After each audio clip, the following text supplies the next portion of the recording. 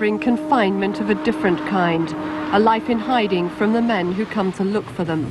How long has she been missing for? 2 weeks. What does she look like?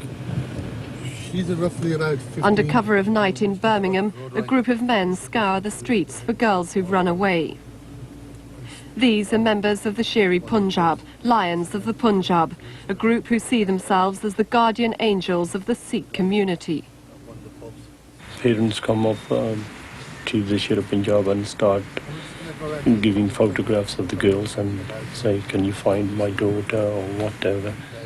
What we start doing is asking questions around because we know everybody, and then we start finding the girls and taking them back home.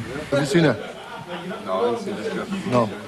Look at the picture good, right? If you see her somewhere, right, anyway, right? Just let us know. Where women are concerned, these men's values are Victorian. She might not look like that, right? It's always been the Asian culture, right? That the man goes out to work and the woman stays at home, or she goes out to work. Why is it bad for these girls to run away? They think it's fun to go out and stay a couple of weeks outside, right? And like, when they come back, right, the family's in shame and nobody wants to know the girl. And like, in the Asians, right, there's either arranged marriage and nobody's gonna accept that girl because she's been out on the street for about a couple of weeks. The police say tracing missing women should be left to them. They question the tactics of groups who interfere. Their concern is reflected in the latest West Midlands Chief Constable's report, which highlights friction amongst rival gangs in the Asian community. It says the Shere Punjab have been involved in violent incidents with a Muslim gang.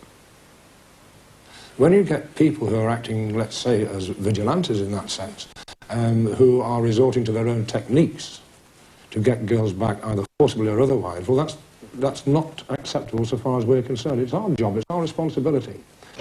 It's a delicate task for officers who want to stem the violence and help the runaways without offending the community. Their task is aided by the fact these issues are beginning to be aired. Asians are hearing about them on their own radio stations. Sunrise Radio, sunrise. A final appeal by the men was dismissed by the country's Supreme Court earlier today, and barring a last-minute reprieve, they will be hanged in Delhi's Tihar prison early tomorrow morning. Satwant Singh, one of Mrs. Gandhi's bodyguards, has been convicted of murder, while a government clerk, Shere Singh, will be hanged for conspiracy to murder. However, there's a growing chorus of disapproval from round the world over the evidence which led to Shere Singh's conviction. In this country, Lord Gifford, speaking on behalf of the Parliamentary Human Rights Committee, called the evidence highly ambiguous and speculative. As security is tightened across northern India in preparation for a Sikh backlash, David Koss in London assesses the political impact of these executions. Relatives today visited the condemned men for the last time in New Delhi's maximum security jail, almost a full 2 years after they were sentenced to death. The last legal hope went when 5 Supreme Court judges backed India's president, who twice rejected pleas for mercy.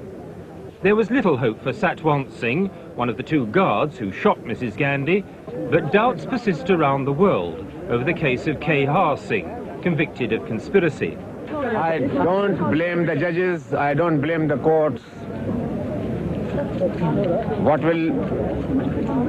will hang